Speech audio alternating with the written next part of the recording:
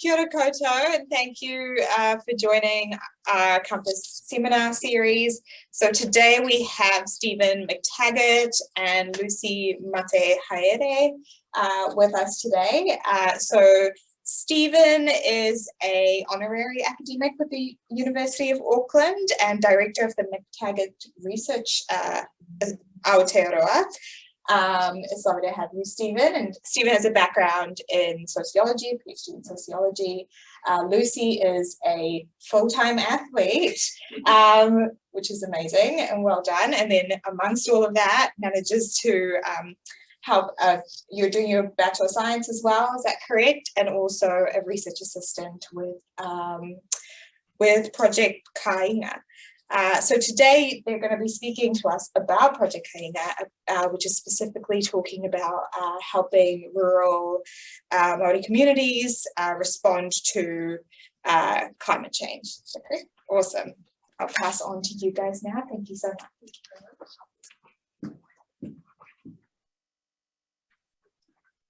Ko marae te manga, ko tamaki te awa, ko Stuart te iwi, ko McTaggart, whānau, ko Stephen aho.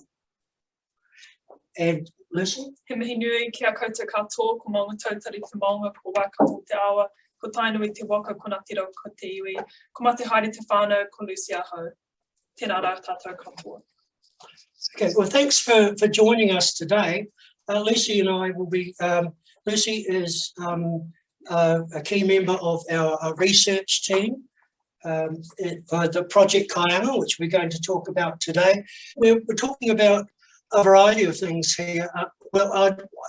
As I was saying to one of the lovely people that have come to Olga, who is in our audience today, Lucy and I are part of a large team, the Project Kāinga team, which I'll introduce you to a little later, and we are a small wedge of that team of varying Māori and Pākehā academics and researchers. So I'll do that soon. What I'd like to talk about after that, what we'd like to talk about is, explain what Project Kāinga is about. And then, importantly, the kaupapa of our project is about working with Kāinga. It's an important thing is that, we're not doing it on or to. This is a kaupapa Māori research project. What we're attempting to do is assist Kāinga around New Zealand in rural areas to deal with climate change and what their concerns are, and some of the solutions that they've come up with. And then what I thought would be important, with any good academic presentation, is to talk about the gathering and echoing voices of the Kāinga themselves, the methods and tools that we have developed for talking with and discussing the issues around climate change. And then Lucy is going to talk to you about briefly about involving tamariki in climate change action. And I think this is really important, is that in the number of huis that we've had around the country, there's always an initiative to involve the young ones, the very young ones, and the youth in thinking about and doing things to counter climate change.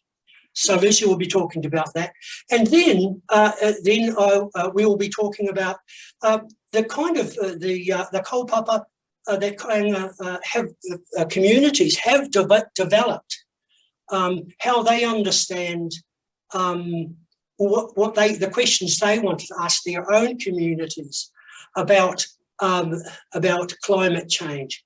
Now, what were the important things to you? And interestingly, and not surprisingly, there's a tikanga Māori quotient to it as well, which is really, helps drive the kind of things that they want to know.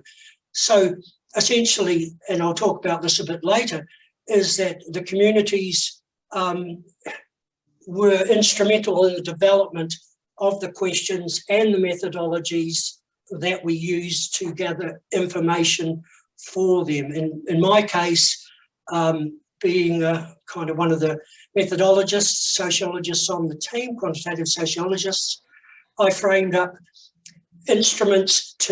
some instruments to allow that process to happen. I'd gather, I'd help communities develop questions, themes and questions, run information gathering sessions, be they online or offline, in wānanga or in just general hui, and to feed that information back to them for them to make sense of, which eventually will lead to possible scientific or so environmental plan action, or in fact will we engage the next stage of our project, which is talking to the earth scientists, the freshwater scientists, the forestry experts, where we've got some excellent results. Lucy, would you like to just outline what the iwi management plans, what you'll be talking about in that? Certainly. So I've been looking at iwi hapu management plans from across Aotearoa, and basically looking at the kōrero, the discussions that are coming up through those iwi management plans on the kaupapa of climate change and related topics. And that's actually quite in depth, and this has done a great job of spelling out those kind of reflective themes that we found within our our other information gathering within the research. Okay, all right, so this is our project team. Some of you will be familiar with the experts here, and there really are a bunch of experts, apart from that Pākehā fellow on the bottom there, Stephen, Mirta Kafaru and Paora Tapsel are by default leaders of this research project, although it is, everybody does contribute to, the direction and the output, or input and output of these things. Russell Diath is our freshwater expert in terms of water ecology, and he accompanied myself and Hirini Tāne and I think Merita Kawharu on a hui, and we did some workshops in that. That was in the Waitangi marae, and we actually we presented information back to the Kāinga, but Russell actually talked about shorthand ways of finding about health in their rivers, like simple things rather than huge tests. He did things like showed, you could just by looking at the condition of river stones or the kind of the fishes or the animals or insects that live in the water, so to be able to judge the quality of the river themselves. Raniera Tifata is doing some fantastic work. He is working on his second PhD, and he is out of Totoro, doing work and some really interesting work about water sovereignty and access, and water quality as well. So that's a mahi that I'm doing with him, which I've been helping him to access voices of his community. Hirini Tāne, long-time friend, all-round, he's a co-founder of Māori Maps, which would be useful for your work there. He's out of Oranga, and he has a degree in a PhD in anthropology on the Whakapapakāinga. Really very interesting work done there. It's just a couple of others there. Lucy is going to talk about herself later.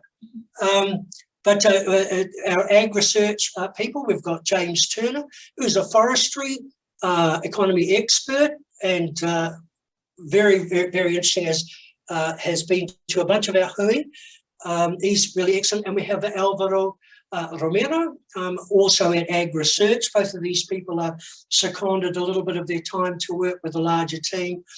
And he also does land-based economies. Carlton Irving is a medical student finishing that up. And Salai is interestingly, as part of our team, that she's a soil expert, has a PhD in that area. So, you know, as you can see, and Rochelle is another one of our, is an experienced teacher. She is another one of our PhD students. So you can see that we're bringing a whole bunch of complementary skills to our project itself. So as I said, my job really, the skills I bring, apart from a critical, critical view, is that I kind of run all of the statistical analyses and surveys, any kind of analysis. Information gathering and analysis, and feeding it back to our communities and our team members for their use. And one of the things I must point out here is that each one of the Māori folk here, they are linked to one of the kāinga, the 7 kāinga that we are working with. So there is a direct connection. Apart from the one at Kati, there's a strong connection with that. So what is Project Kāinga? Okay, so Project Kāinga is a 5-year research program in which we're just finishing our 3rd year in September.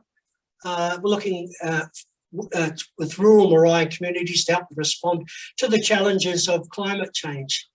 And importantly, they're wanting to build resilience about how do we prepare for the future of the changing climates, the changing planet, the changing waterway biodiversity and quality, and the sea level rise, which is is a big deal for a lot of communities. As we were discussing before the cameras came on, a number of the communities are coastal, are on the coast, and sea level rise is having a direct and soon in the future kind of a devastating effect on the communities itself. The Waitangi marae in particular. Just as an example, and it's only one of many, is that when the high tides, king tides come in, it floods the urupa, cemetery. The cemetery, yeah, the cemetery. And so they are thinking about, well, okay, what do we do? They're on very very low-lying lands. They'd say, well, what do we do?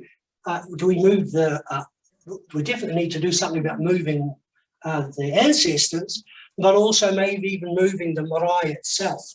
So climate change is a very real, or in this example, rising sea levels has a very direct impact on them. Do you want to say anything about that, about the communities and that kind of plan? Do you want to say anything there?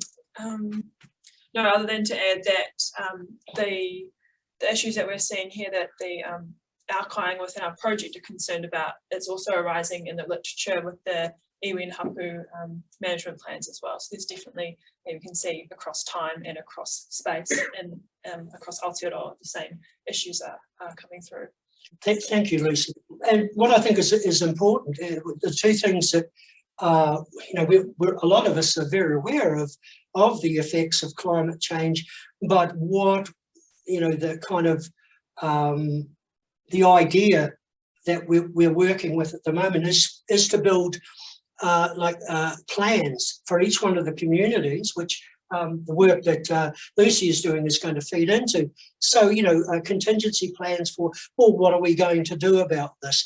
And, what new activities can we do to counter the effects of climate change? What are some of the other things, the challenges to the environment that aren't climate related? And there are a lot of these. We'll see these later on. It could be, it could be, like I was saying before, policy initiatives, making a green marae is a big thing. Thinking about, for example, reducing waste by and growing the whānau by having community gardens. So they're just some examples of those sorts of things. Yeah. So there is local strategies afoot to counter local things, but also working towards the greater New Zealand or Aotearoa-wide issues.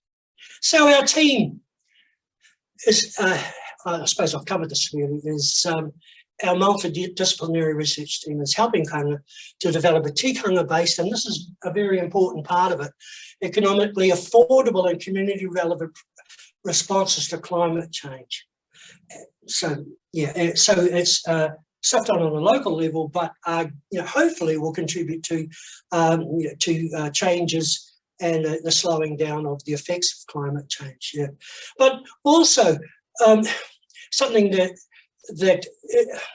we've discovered, or that the communities have talked to us about, is that each of the communities come to this process at different stages of readiness to do things about this, to engage in this conversation. There are, some communities are, economically, not that well at the moment, can be in flux. So there are issues about, basic things that we've found about while investigating, talking to the communities themselves through our variety of instruments, research instruments, is that there are some real things about, having access to power on a regular basis, not intermittent power, having access to the internet. I mean, how people can deal without, people, in Tamaki Makaurau around here think, oh, everybody's got the internet, everybody's got a cell phone. But, in the rural areas, which is, there are limitations there. I mean, the stories of, it's the same for anybody living in those areas, of going into, there's no cell phone towers close enough to where you might be living. People say, oh, I go into McDonald's in town X to use their internet, So there are the real world issues that influence the kind and speed of responses to climate change. Yeah, the key thing is to build leadership to restore oranga, or good health to the lands, the water, and our people. And that's the Māori people position. You say that. All right. So these are 4 of the Kāinga partnerships. We were talking about these particularly today because these are the ones that I've had the most to do with, and I can speak to them. They've had that level of engagement where they've actually got together and developed some way of talking to and reporting back to the issues around climate change, and or something as simple as water access. So yeah, so Tautaro, Waitangi, Oramahois, and Kati are the, and I've engaged with each one of those, and these are these 4 communities. We've been lucky. Lucy and I have been to at least a couple of these marae, to these communities. So we have first-hand experience of doing that, doing work in these areas. The other, we have there's a community, a Te Arawa community in Rotorua, who I have met with. It's the community person there, and obviously one of the sons of the Te Arawa is Paora Tapsel. We have another community, Waipu, on the East Cape of Gisborne, and that's Ngāti Parau. And yeah, so that's another one. And also we have the Ngāti Manu as well. Some people in marae and Ngāti Manu, we have people there that we're dealing with. But the information that we'll be talking about today, the strategies and themes that have developed have come out of these 4, well, kind of 3 communities, because 2 of them are very close together. How do we gather these voices of, and echoing the voices? Again, the questions that, I mean, if the general concept that we wanted to look at was climate change. Oh, it's a very, very big area. So we had multiple hui with community representatives, leaders, often going to marae, sometimes with Zooms. We had, and the way that I helped facilitate gathering information was going to hui at marae, as with Lucy, and because of COVID, over the last year and a half, a lot of it has been Zoom based. And what's really exciting is that Māori communities have responded to this really, really, really, really well. In terms of capitalising on this kind of technology. So because given the nature, where's your area from? Waikato region. Okay, Yeah. so you're a long way from there at the moment, right? Yes. Yeah, and you've been living down in Dunedin and now Tamaki up in Auckland. Yeah. Yeah, exactly, and that's part of the thing that if you're trying to capitalise on connections between things. Some of our academics are in the Waikato, some of them are in Dunedin, some of them are in Tamaki Makaurau. So, we always try to go back to the marae to talk to people, with people in terms of strategies. But the Zoom and email have been really useful for that. Okay, so the way the methodologies that we agreed upon were to gather information from the communities themselves. I developed, well, only the platform, I helped with questions, but it was a web-based client call surveys, which were really successful. But importantly, the themes that we investigated within them and the questions within them were developed by the particular community they were aimed at. So they're asking their own people, their own whānau about things, and then I would get that information and put it, in a package and send it back to them with some kind of analysis. So one of the things we've used recently too was one of the hui that we went to up north. We used offline tablet-based surveys, which are really excellent. It means that a lot of, as I was alluding to before, we go to communities where there is very poor Wi-Fi. There will be Wi-Fi on the marae, but they couldn't get 20, 25 people linking up to that modem. So I developed an offline survey model of that. So we took 25 tablets up, had a kai, people sat in the whare kai, and we filled out the forms, you know, that actually did the surveys right there and then, took them back, automatically uploaded them to, you know, it's a geeky methodological thing, but it's fantastic for me. In that there's no data loss, no transcription, it's instantaneous, and people love it, you know, that's a whatutu. But for old school folk, that, you know, particularly some of the older kaumātua or the queer, and some people that just don't like computers, we did paper-based surveys as well. Yep. And also, the two other things that part of it I have to do with all official statistics. I have my 1 foot in Stats New Zealand and the wonderful treasure trove of data in there. We know we have Steph there as an expert in this area. You know, Māori statistics are kind of my hobby horse, as it were. Lucy has been doing council statistics and literature. She's going to talk about her experience of Waitangi. So over to you, Lucy.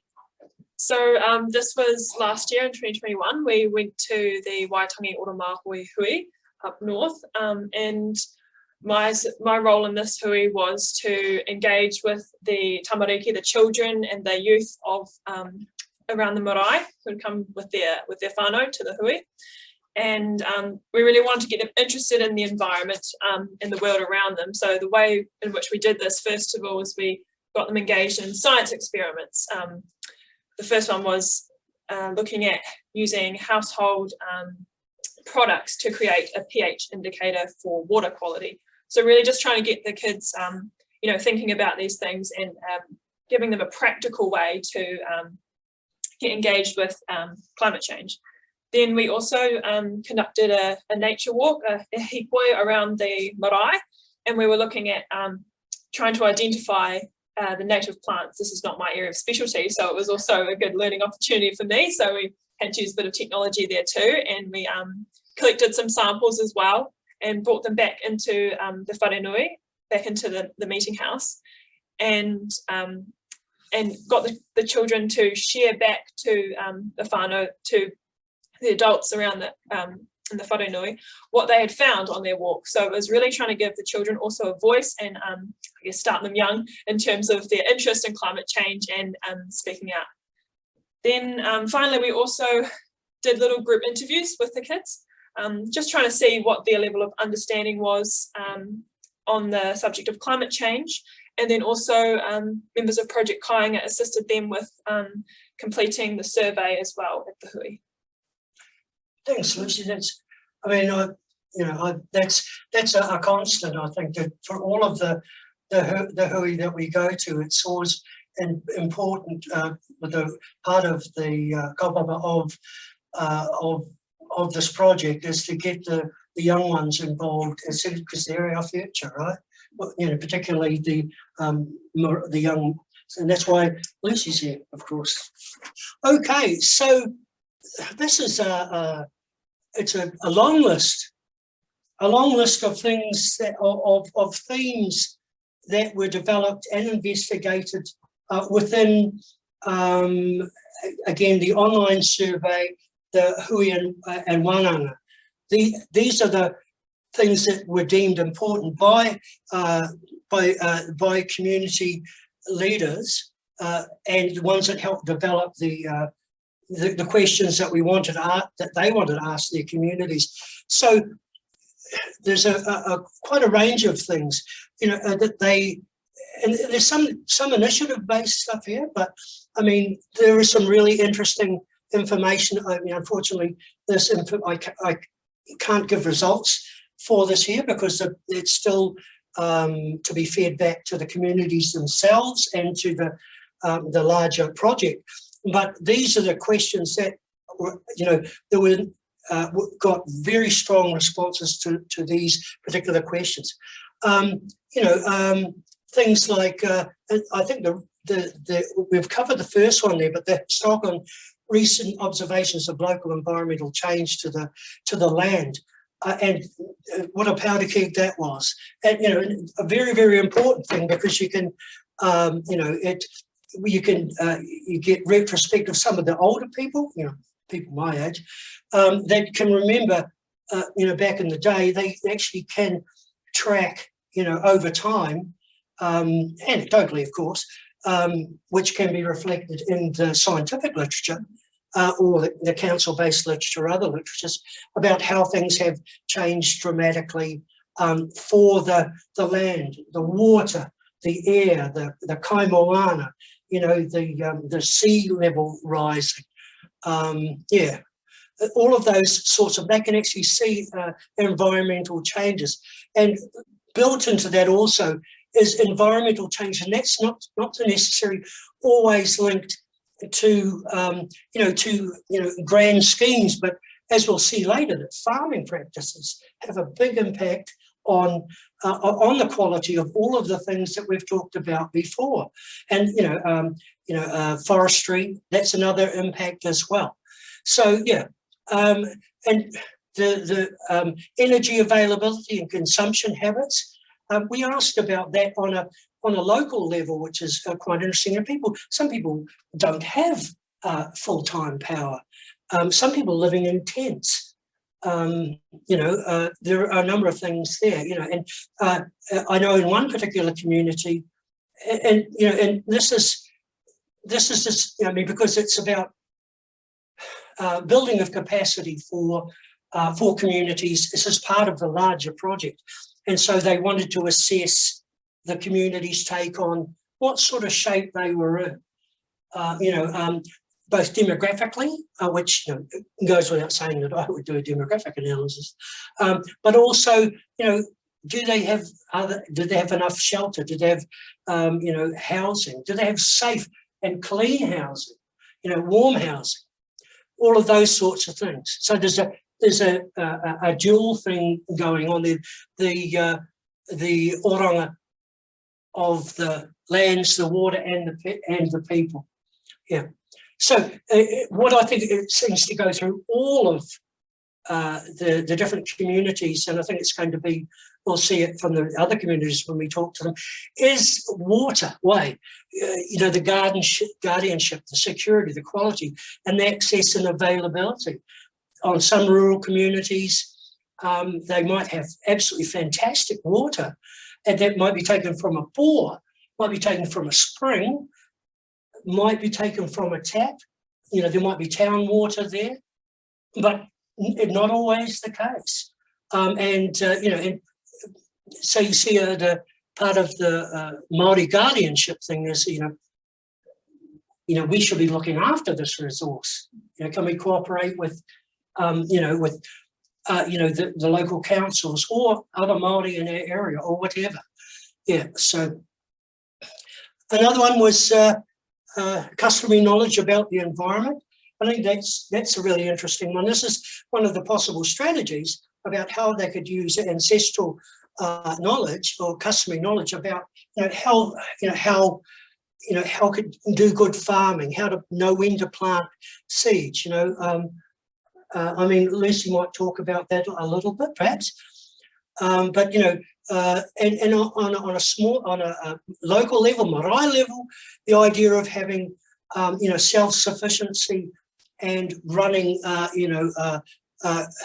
gardens, the mahi, having local gardens, and asking about the history of having gardens. You'll be surprised the amount of people that still have vegetables gardens, and the knowledges about how to run those gardens, how to run them well. They might be on the marae, they might be on outside of the marae, but there seems to be, this is a thing where, if there is the want and need there, that this is something that people can do. They can feed themselves on a local level. Yeah. So, and I alluded to this before about farming practices. I don't need to rehearse that here.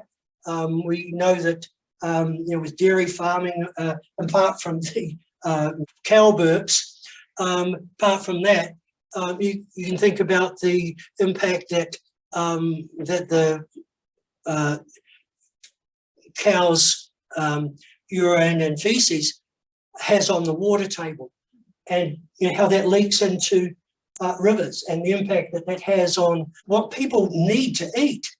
Because in poorer in less economically advantaged communities, people, use that as a source of food, and if it's if this farming is having an impact on the water table, the local water, it makes it difficult for just getting by.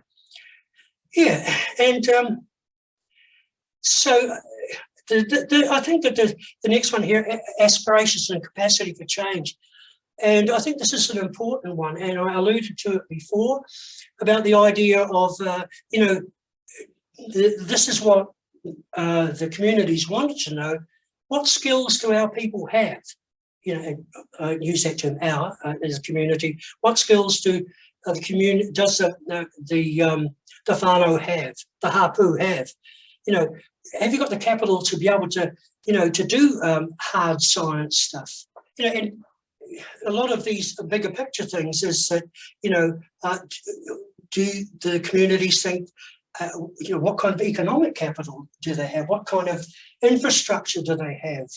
I'm not saying they don't have these things, but it's a question that they, it's an important one to think if you're making decisions about wanting to do, to improve the environment that within. You've got to have a bunch of capitals to do this. One of the things that I developed over the last 10 years, I think, was the idea of looking at doing a spatial mapping of people, Māori, with particular skill sets. So you could see, okay, you have, you have say 12 earth scientists around whangarae, or you might have some water scientists over here. So, and identify them by their iwi as well. So giving some people an overview of where their peeps might be. It's not peeps, it's probably a better whānau, yeah, whānau might be, yeah. Keep up the lingo. Yeah, that's right, yeah. Okay. So, again, I'll race through these because I want to, I'd like Lucy to talk about some of the results here. So, forestry as a positive thing, about using, it's a way of, by planting suitable trees, they can, if they've got access to land, which one of the capitals that a bunch of Māori communities do have, concerns, wetlands and rivers, we've talked about that, and people talked about the hopelessness of their relationship with councils on planting along the riverbeds, the sides of rivers, to try and counter the seeping of effluents into the river. It's not enough, unfortunately. Energy access and availability. And the nice thing is these last three here, transport, technology and carbon credits, what was great is that the communities asked about how we would think about and suggested ways of, using, the first two in particular, about how they could deal with these things on a local level, like, in terms of transport. People talked about, okay, maybe we should have sharing cars, e-bikes, e-cars, not e-cars, what do you call the Priuses and, Priuses and all that sort of thing. Unfortunately, there are issues around that, of course, and electric cars. Technology, use of technology to monitor things like, it could be water quality, these sorts of things, and carbon credits, of course. And that's an interesting one too, in that, in terms of the economic, helping along economically, is the idea of, with forestry, is the idea of selling carbon credits that would be generated by the impact that new forests would have on the environment. Okay, I'm going to pass over to Lucy now.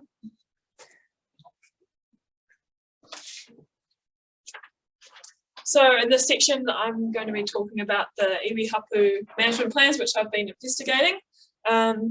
And really have been looking at the kōrero discussion on climate change within these plans. So firstly, we identified which plans across Aotearoa New Zealand were discussing climate change in depth. So there were, at the time, there were 84 plans lodged with councils across Aotearoa, and 25 of these are involved in this investigation, as they contained rich discussion on climate change. We also noted that there were some supporting documents worthy of note. For example, Ngāi Tahu have a separate climate change strategy document they published in 2018, and also Ngā Pōtiki had a discussion document, which was, the purpose was to reflect back to their community what they were hearing from their community, so similar with what we've been doing in this research project, reflecting back to their community, saying, have we missed anything in terms of developing our own management plan, and basically stating what they had heard from them and asking them for any more contribution in developing their management plan. In the Ngāi Tahu climate change strategy, they basically used founding principles, Māori values, and built off these to create responses to both the risks and challenges of climate change, and they have put in short, medium and long-term actions that they intend to use. So here we have the iwi hapu management plans, which are involved in this investigation. So as you can see, we've got, there's a wide range of times they've referenced climate change within their documents. So some iwi may just acknowledge that climate change, they can acknowledge the impact of climate change on their community, but perhaps don't yet have the capacity, the knowledge or the resources to identify strategies. And then on the other hand, we have iwi such as Ngāi Tahu, Ngā Pōtiki, Raukawa, as we can see there, who have gone into great depth. Sorry, it's 86, 66, 44 references throughout their document. So they've gone to good depth on the topic of climate change.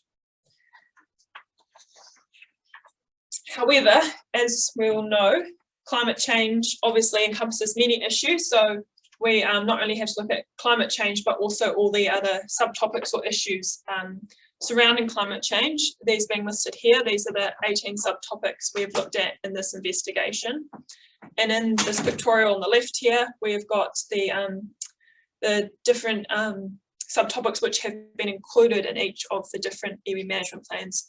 So again, there's a big range across the country, across different iwi and hapu, in terms of what they're discussing in terms of climate change. So Te Kauru here, only water and erosion are the key ones for them.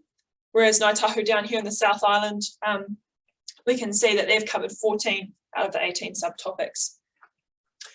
If I just may say something here, and this is, I think this is really interesting. This is entirely reflective of the mahi that we've done with the communities as well. Exactly those same things. Yeah, so we've seen the same themes coming out of the research currently that we're undertaking, and also in the management plans.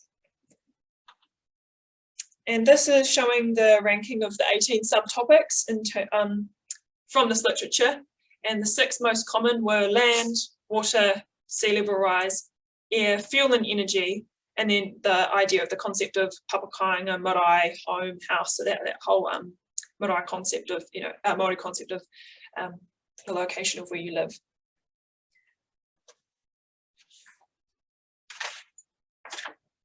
So as we just said before, the themes that have come out of these iwi hapu management plans are also seen reflected in the research and the surveys that have been undertaken within our 7 marae communities. And here we have just a snapshot of some ideas and tools that Raukawa have created for their whānau. It's called Kite Whakaitiaki, and it's throughout their document, their management plan, and basically they're practical ways for whānau to contribute, or to reduce their impact on climate change. And this is at not only an individual whānau, but also a community level. So these are just some examples here, which obviously we've talked about transport and energy use in particular, but there's also water quality, tauranga, many other topics that they cover.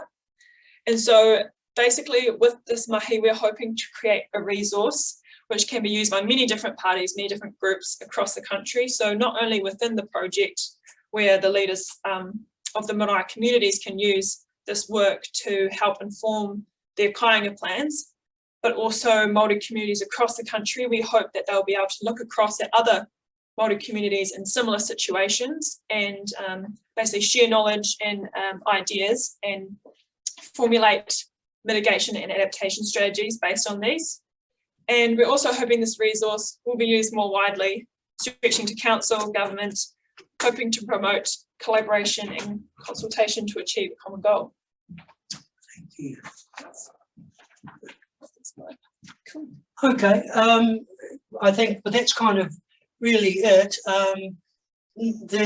This particular end of this last 3 year period looks to be, we'll be handing off, at least personally, I'll be handing off and moving to the second phase where we get our soil scientists and forest scientists and freshwater scientists to help, the interface between the communities and these people. So yeah, as I said before, the results, although I can't, I've made oblique references to the kind of things that we have found, but I have to say that interestingly, they are very reflective of the mahi that Lucy has been doing. Yeah, so probably, Lucy, I would like to thank you for listening to our kōrero, and if you have any questions, that would be great. Thank you. Awesome. Thank you both. I'll just pass on to Martin to see if he can field the questions on Zoom. I haven't had any come through here on the chat. Okay, So well, if anyone's got, yeah. and if anyone has any questions, you could use either the raise hand feature or pop them into the chat. I forgot about that. Does that show up in the actual chat window, or does it only show up on the raise hand will bring people to the top of the. Okay. Yeah. I'm just going to take a screenshot of everyone who attended this time as well, because we forgot that last time.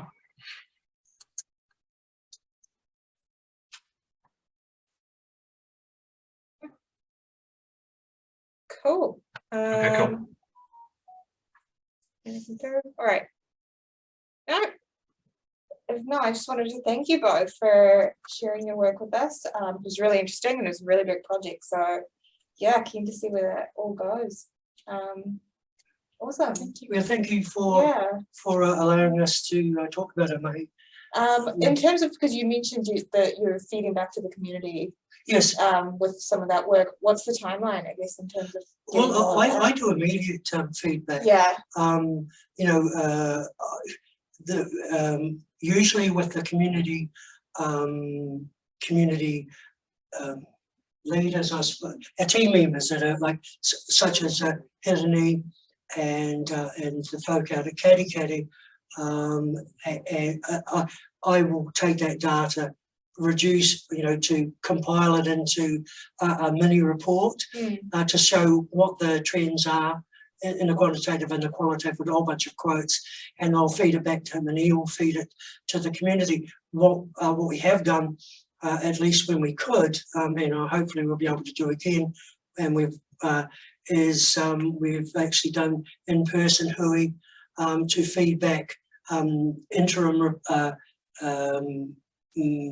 findings to the community themselves and got feedback from that. Yeah. So I feed it back to them so they can on a, as soon as we possibly can and get arranged them. So yeah. Yeah. Okay. Awesome. Thank you so much, and thank you to those of you on Zoom as well for attending.